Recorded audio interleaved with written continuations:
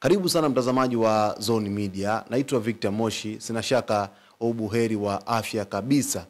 Miongoni mwa taarifa ambayo niko nayo hapa ni taarifa inayohusu nchi ya Irani kuhusiana na kwamba inakaribia kukataa pendekezo la Marekani juu ya masuala ya nyuklia.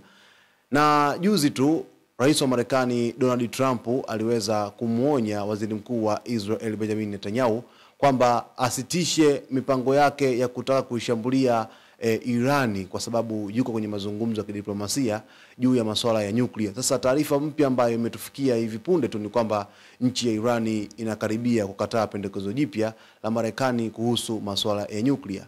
Taarifa yenyewe inasema kwamba Irani iko mbioni kukataa pendekezo jipya la Marekani kuhusu makubaliano ya nyuklia. Hii ni kwa mujibu wa mwanadiplomasia wa Irani aliyenukuliwa na shirika la habari la Reuters.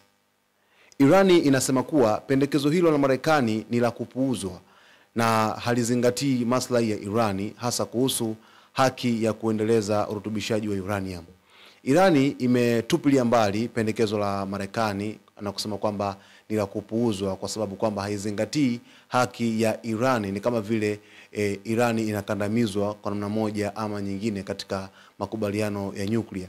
Lakini vile vile mwanadiplomasia huyo alisema kuwa Irani inaandaa majibu ya kukataa rasmi pendekezo hilo la Marekani ambalo limefikishwa kupitia waziri wa mambo ya nje ya Oman Said Badri Al-Busaidi ambaye amekuwa mpatanishi kati ya Irani na Marekani. Baada ya mazungumzo matano kati ya waziri wa mambo ya nje wa Irani Abbas Araghchi na mjumbe maalum wa Mashariki ya Kati wa Rais Trump Steve Witkoff, bado kuna tofauti kubwa sana. Ni mambo gani makuu ambayo yanapingwa katika mazungumzo ya nyuklia? Marekani inataka Irani isitishe kabisa urutubishaji wa uranium, lakini Irani inakataa jambo hilo na kusema kwamba kwa msimamo huo inahitaji teknolojia hiyo kwa matumizi ya amani. Sasa jambo hili la kwanza kwamba Marekani anataka kwamba Irani asifanye kabisa urutubishaji wa uranium ambayo hutumika kwa ajili ya kuweza kutengeneza nyuklia. Sasa Irani yeye anasema kwamba anaitumia hiyo uranium kwa matumizi ya amani na si kwa namna ambavyo wao wanawaza kwamba inaweza kuwa ni hatari kwa baadaye kwa matumizi ya mengine ambayo Irani itaamua kuyatumia. Lakini yeye anashinikiza kwa kusema kwamba anatumia uranium kwa matumizi ya amani na si kama ambavyo wao Marekani wanavyowaza. Pendekezo la Marekani halielezei kwa uwazi kuhusu kuondolewa kwa vikwazo, jambo ambalo ni muhimu kwa Irani. Pendekezo pia la pili ambalo Irani anaona kabisa kwamba kuna shida ni kwamba Marekani haielezei kwa uwazi kuhusu kuondolewa kwa vikwazo vya Irani, jambo ambalo ni muhimu kwa Irani. Kuna vikwazo vingi sana ambavyo Irani imewekewa na Marekani, hivyo wanatamani kuona labda kuna pendekezo ambalo linaruhusu vikwazo kuweza kuachiliwa, lakini vile vile Irani kuweza kuondolewa vikwazo itapelekea pia hata mazingira ya raia wake pamoja na masuala ya kibiashara kwenye dunia kuwa katika hali sahihi kiasi cha kwamba endapo atakubali pendekezo kwa masuala ya nyuklia. Kwa hiyo inaona kabisa kwamba kuna namna ambavyo pendekezo la kuondolewa vikwazo halifuatwi kama ambavyo Marekani wangetarajia labda siku moja wangefanya hivyo kupitia mazungumzo haya ya nyuklia. Lakini vile vile Irani inakataa vikwazo vyote vya kiuchumi, hasa vya mafuta, viondolewe mara moja, lakini Marekani inataka viondolewe hatua kwa hatua. Kwenye upande pia wa kuachia hivi vikwazo ni kwamba Irani inataka vikwazo vyao viweze kuondolewa moja kwa moja, lakini Marekani inataka itumie hatua kwa hatua. Yaani hatua ya kwanza labda tunaondoa vikwazo hivi, hatua ya pili vikwazo vingine, kisha ya tatu na ya nne na ya tano hadi mwisho wa siku vikwazo vinaondoka. Sasa Irani yeye anashinikiza kwamba katika makubaliano haya ya nyuklia vikwazo vyake vyote ambavyo vimewekewa hasa kwenye vikwazo vya kuuza mafuta basi viondolewe kwa mara moja, sio kwa hatua kama ambavyo Marekani anaainisha katika makubaliano haya ya nyuklia. Vile vile kwenye muktadha wa siasa ni kwamba Rais Donald Trump amerudi madarakani mwezi Januari na kuendeleza kampeni ya shinikizo la juu kabisa dhidi ya Irani, akitia vikwazo vipya vya kusitisha na kutishia mashambulizi ya kijeshi endapo hakutafikiwa makubaliano. Rais Trump anasema kwamba endapo makubaliano hayatafikiwa basi anaweza kufanya shambulizi kwenda kwa Iran, yani mashambulizi yanaweza kawa mengi zaidi. Na hivi ni vitisho ambavyo Rais Trump anavitumia endapo Iran itakaidi makubaliano ambayo wanazungumza juu ya nyuklia.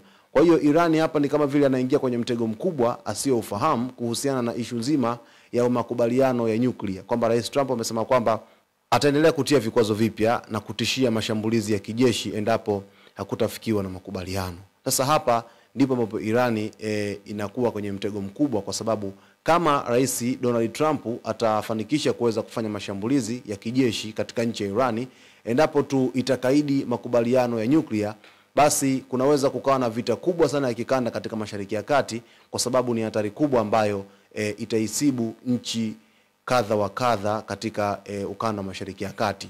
Lakini vile vile Trump alijiondoa kwenye mkataba wa nyuklia mwaka 2015 kipindi cha urais wake wa kwanza na kuiwekea Irani vikwazo vipya. Hii ilifanya hali ya Irani kuanza kukiuka masharti ya mkataba huo.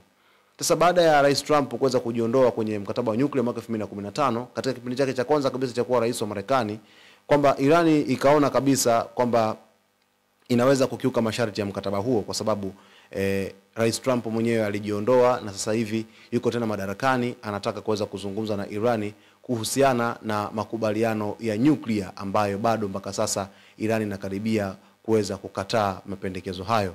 Irani inaonyesha kabisa kwamba haitishwi tena na Marekani, bali inaonyesha kujitegemea kisiasa. Kukataa pendekezo hata kabla ya majadiliano zaidi ni siasa ya maonyo kwa Marekani kwamba hatutakubali masharti ya upande mmoja.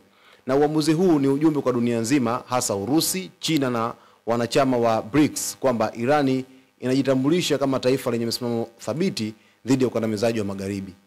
Ishara ambayo nchi ya Irani imeweza kuionyesha katika hiki ambacho imeweza kutangaza kwamba inakaribia kuweza kukataa pendekezo la Marekani juu ya mazungumzo ya amani ya nyuklia, kwamba Irani inaonyesha wazi kabisa kwamba haiwezi tena kuihofia Marekani kwa sababu ya hiki ambacho kinaonekana hapa, kwamba inajiweza kisiasa lakini vile kiuchumi na masuala mengine. Kwa sababu kipindi ambacho Steve Witkoff anafanya mazungumzo na nchi ya Irani kwa ajili ya kuweza kukubaliana kwenye masuala ya nyuklia, bado Irani inaonekana kuwa na uwanda mkubwa sana wa kuweza kuchagua kama atakubali makubaliano au atakataa makubaliano. Lakini kwa mujibu wa mwanadiplomasia wa Irani ambaye amezungumza wazi kwamba Irani inakaribia kuweza kukataa pendekezo la Marekani juu ya makubaliano ya nyuklia, kwamba inaona kabisa kwamba inakandamizwa, kuna baadhi ya kanuni ambazo zinaweza kuinyong'onyesha nchi ya Irani, bado inaona kabisa kuna wajibu wa Irani kuweza kukataa pendekezo hilo la masuala ya mazungumzo ya nyuklia, kiasi cha kwamba bado Marekani anazidi kuingiwa na hofu kubwa sana endapo Irani atakataa makubaliano haya, kwa sababu endapo Irani atazidisha kuweza kurutubisha uranium, itakuwa ni hatari zaidi kwa nchi zingine, ikiwa inakadiriwa kwa sasa Irani amerutubisha uranium kwa 60% na kiwango cha nyuklia ni 90%. Endapo Irani atarutubisha mpaka 90%, basi atakuwa amefikia ile hatua ya kuweza kutengeneza bomu la nyuklia, kiasi cha kwamba inaweza kuwa hatari zaidi kwa dunia hapo baadaye. Irani haiko tayari kupoteza karata yake muhimu ya kujihami. Urutubishaji wa uranium ni hatua ya msingi kuelekea teknolojia ya silaha za nyuklia, hata kama wanasisitiza matumizi ya amani. Irani inaona kabisa kuna umuhimu wa kuweza kurutubisha uranium kwa sababu ya masuala ya kiusalama, ambapo endapo itatii kuhusu kile ambacho Marekani anakizungumza kwamba isirutubishe uranium kwa 90%, itakuwa na wasiwasi kwenye masuala ya kijeshi na amani yake inaweza kuwa sio moja kwa moja, kwa sababu endapo Irani haitaweza kurutubisha uranium, basi itakuwa katika wakati mgumu sana kwenye masuala ya kujilinda, masuala ya kijeshi. Endapo itakuwa na silaha za nyuklia za kutosha, basi hakuna taifa ambalo linaweza kumtetemesha Irani, asasa haya mataifa magharibi, Marekani na washirika wake wengi akiwemo na Israel. Kukataa kusitisha urutubishaji ni ishara kuwa inajihifadhi kwa vita vya baadaye au ushawishi wa kijeshi katika kanda. Irani, moja kati ya kitu ambacho kinaonekana hapa kwamba ikienda kukataa pendekezo la makubaliano ya nyuklia, kutoka Marekani ni kwamba inajiandaa katika vita vya baadaye ambavyo vinaweza vikatokea kwa wakati wowote ule, lakini vile vile inalinda ushawishi wake wa kikanda kutokana na makundi ambayo akonayo huyu Irani, kwamba kuna Hezbollah, kuna Hamas, kuna Wahouthi pale nchini Yemen, makundi ambayo yamekuwa kishirikiana nao kwenye masuala ya kikanda, pia kuendesha vita vya kikanda dhidi ya mahasimu wake kama Israel.